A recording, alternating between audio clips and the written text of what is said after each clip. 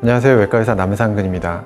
갑상선 기능 저하나 항진 같은 갑상선 질환이 있을 때 미역이나 다시마, 김 같은 요오드가 많이 함유된 식품을 섭취해도 되는지 문의하는 경우가 많이 있습니다. 또 갑상선 암으로 진단받으신 경우에도 이런 음식을 먹어도 되는지 궁금해하는 분들도 있습니다. 오늘은 갑상선 질환과 요오드 섭취와의 관계에 대해서 말씀드리겠습니다.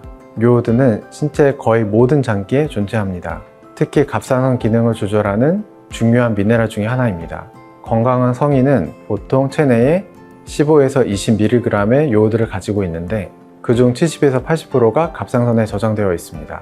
가장 중요한 요오드의 역할은 갑상선 호르몬의 재료가 되어 갑상선 호르몬을 만드는 것입니다. 그래서 요오드가 많을 때는 갑상선 호르몬을 많이 만들어낼 수가 있고 부족할 때는 갑상선 호르몬이 부족해질 수 있습니다. 식약처가 권장하는 일반 성인의 요오드 일일 섭취량은 150 마이크로그램입니다. 연령에 따라서 권장 섭취량이 다르긴 한데 임신 중이거나 수유를 하고 계실 때는 일일 권장 섭취량이 조금 늘어납니다.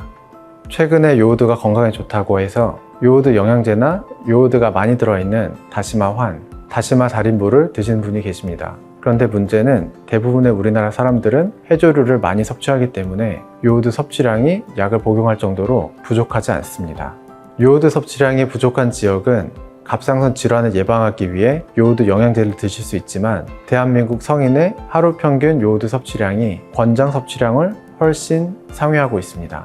국민건강영양자료조사에서는 권장 섭취량이 150 마이크로그램인데 비해 대한민국 국민의 평균 요오드 섭취량은 권장량의 3배 정도였습니다. 갑상선 관련 질환이 있거나 가족력이 걱정돼서 요오드 영양제를 드실까 고민하는 분들도 있습니다. 말씀드린 것처럼 우리나라 사람들은 대부분 요오드가 부족하지 않습니다. 우리 몸에 요오드가 부족하지 않은데 영양제를 드시면 부작용이 생길 수 있습니다. 시판되는 요오드 영양제의 대부분은 권장 섭취량을 훨씬 초과하는 용량을 가지고 있습니다. 요오드의 섭취량이 과도해지면 우리 몸은 갑상선의 요오드 흡수 합성을 잠시 억제합니다. 이럴 때 대부분은 이상이 없이 지나가지만 자가 면역 갑상선염이 있는 경우는 이런 상태가 유지되다가 갑자기 갑상선 기능 저하증이 올 수 있습니다.